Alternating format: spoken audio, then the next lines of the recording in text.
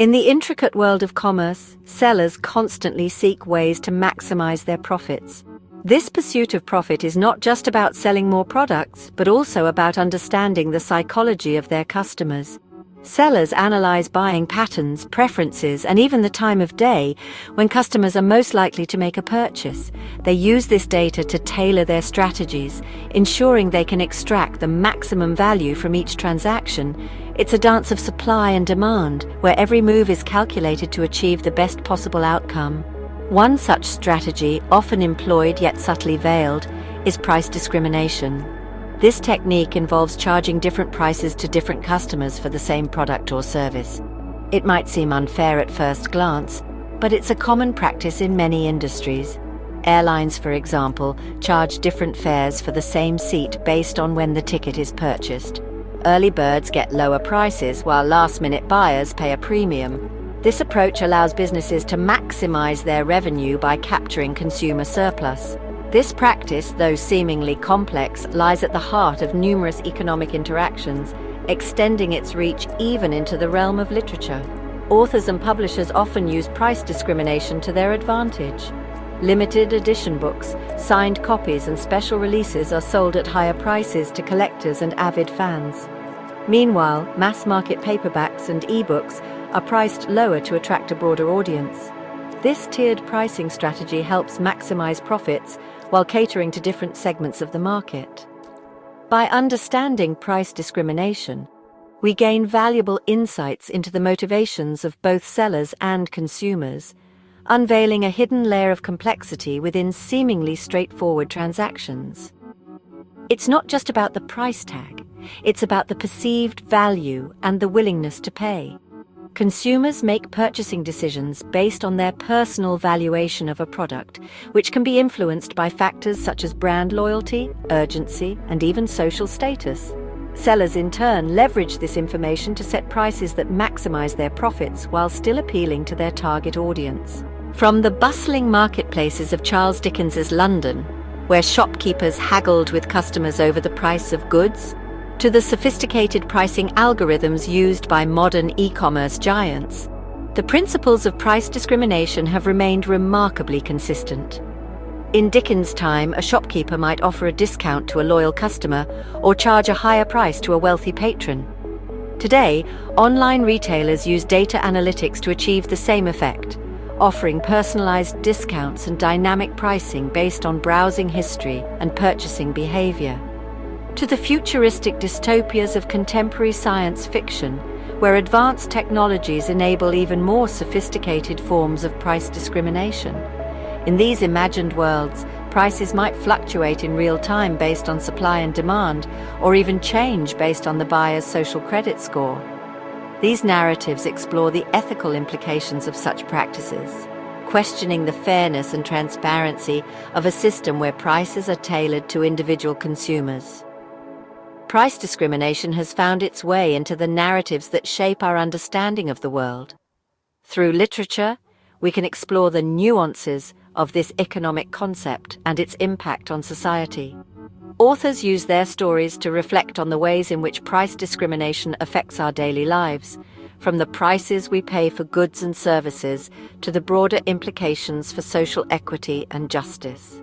By exploring this economic concept through the lens of literature, we embark on a journey that unveils the subtle ways in which authors weave real-world economic principles into their fictional realms.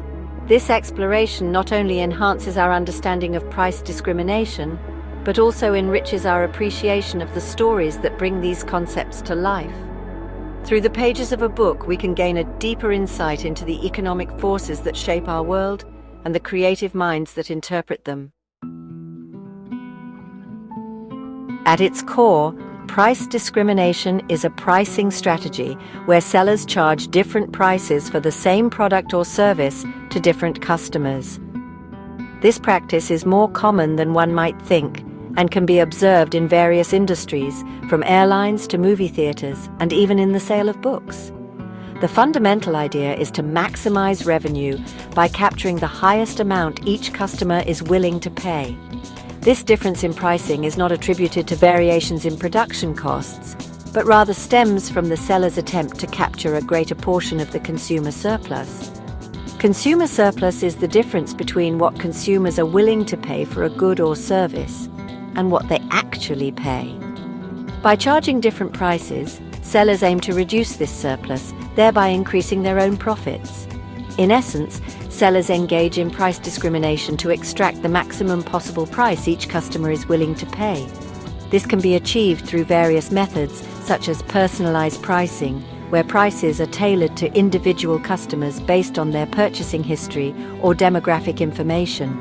Another common method is versioning, where different versions of a product are offered at different price points. This strategy, however, is not as simple as setting arbitrary prices. It requires a deep understanding of the market and the ability to analyze consumer behavior. Sellers must be able to identify different segments within their market and understand the price sensitivity of each segment. This often involves extensive market research and data analysis. For price discrimination to be effective, several conditions must be met. Firstly, the seller must possess a certain degree of market power, enabling them to influence prices. This means that the seller must have some control over the market and not be operating in a perfectly competitive environment where prices are dictated solely by supply and demand. Secondly, there must be a way to segment the market, identifying different customer groups with varying willingness to pay. This can be done through various means, such as demographic segmentation, where customers are grouped based on age, income, or location, or behavioral segmentation, where customers are grouped based on their purchasing behavior or usage patterns. Thirdly, the seller must be able to prevent resale, ensuring that customers purchasing at lower prices cannot resell to those facing higher prices. This is crucial because if resale is possible, the entire strategy of price discrimination falls apart. Sellers often use various methods to prevent resale, such as implementing strict return policies or using technology to track and control the distribution of their products. In conclusion, while price discrimination can be a highly effective strategy for maximizing revenue, it requires careful planning and execution. Sellers must have a thorough understanding of their market, the ability to segment their customers, and the means to prevent resale. When done correctly, price discrimination can lead to increased profits and a more efficient allocation of resources. First-degree price discrimination, often considered the most complete form, involves the seller charging each customer the maximum price they are willing to pay. This personalized pricing strategy requires intimate knowledge of individual customer preferences and their reservation prices, the highest amount they are willing to pay.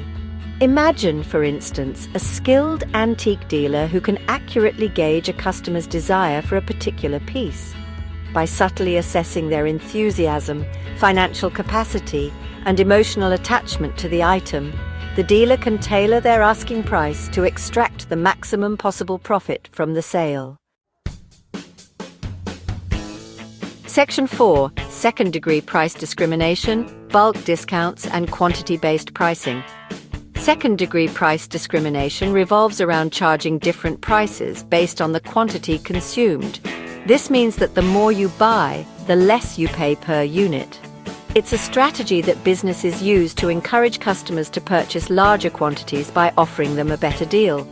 This form is commonly observed in bulk discounts, where larger purchases are rewarded with lower unit prices. For example, in a supermarket, you might see a promotion where buying 1 bottle of laundry detergent costs $5, but buying 3 bottles costs only $12. This effectively reduces the price per bottle when you buy more. The underlying principle is that customers who buy in bulk are likely to be more price sensitive, and offering them lower prices incentivizes higher sales volumes. Businesses understand that by lowering the price per unit for larger quantities, they can attract more customers who are looking for better value for their money. Consider a farmer selling their harvest at a local market. They might have a variety of fresh produce available, and to move their stock quickly, they could offer discounts for bulk purchases. They might offer a discount to customers who purchase a whole crate of apples compared to those buying just a few. For instance, a single apple might cost $1, but a crate of 20 apples might be priced at $15, making each apple only 75 cents.